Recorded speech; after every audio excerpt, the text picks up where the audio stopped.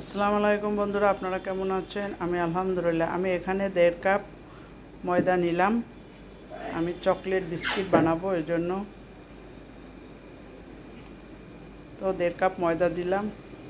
1.5 cup ময়দায় আমি half cup চিনি দিলাম, চিনি গুঁড়া। এই চিনিটা গুঁড়া করা। চিনির পরিমাণটা যদি আপনারা বিস্কিটে কেউ বেশি খান, এর থেকে বেশিও দিতে পারেন। যদি কেউ কম খান, এর থেকে কমও দিতে পারেন। তবে আমি এখানে 1.5 কাপে হাফ কাপ দিলাম। মেজারমেন্ট কাপের 1 চামচ কোকো পাউডার দিয়ে দিলাম। 2 চামচ কোকো পাউডার দিলাম এখানে। এই চামচের 2 চামচ কোকো পাউডার দিলাম। হাত দিয়ে আমি সুন্দর করে মাখাই নেব। এরপরে বেকিং পাউডার দিব। আমি হাফ চামচ তেল দিব। আপনারা ডালডাও দিতে পারেন।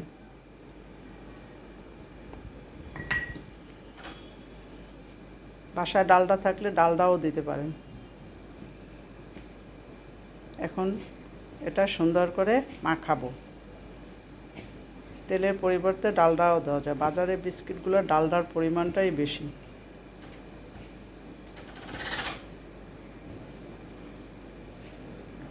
বিস্কিট বানানো সহজ, শুধু রেসিপিটা জানলেই হলো।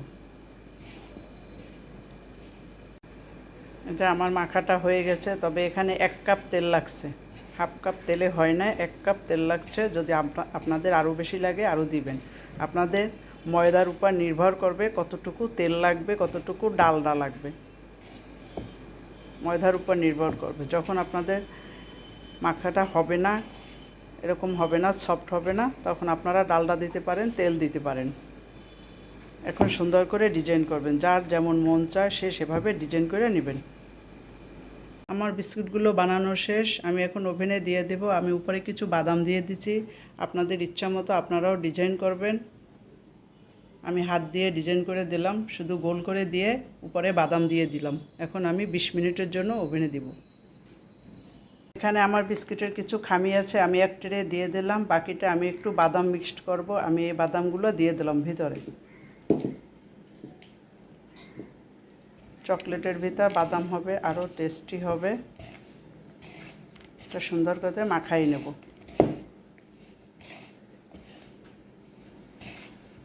এখানে আমি 2 চামচ ডালডা নিয়েছি, কাপ ময়দা নিলাম, 1 চামচ চিনি নিলাম।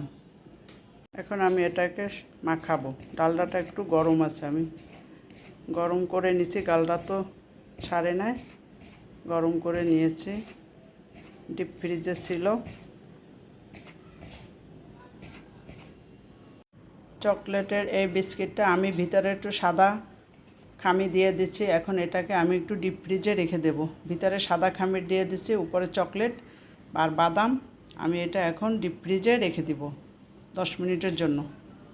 ফিরে আসলাম আমি 20 মিনিট পরে। এখন আমি বিস্কিটগুলো কাটবো, তারপরে ট্রেতে দিব। ফ্রিজ থেকে 20 মিনিট পর নামিয়ে আমি বিস্কিটগুলো এভাবে ডিজাইন করে নিলাম। ভিতরে সাদা, উপরে চকলেট। এই যে দেখেন, এখন আমি আবার ওভেনে দিয়ে দিব। বন্ধুরা দেখেন, আমার চকলেট বিস্কিটটা বানানো শেষ হয়েছে। সাথে আমি একটু সাদা খামির দিয়ে ডিজাইন করলাম যাতে সুন্দর লাগে দেখতে।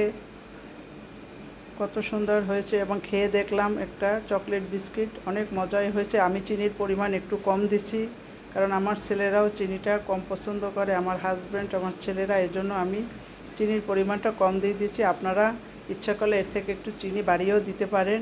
তবে বাসায় বানানো বিস্কিট স্বাস্থ্যসম্মত।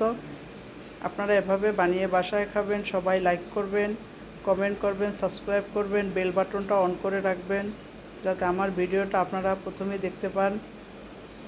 সবার জন্য ভালোবাসা অবিরাম। সবাই ভালো থাকেন বন্ধুরা। খোদা হাফেজ।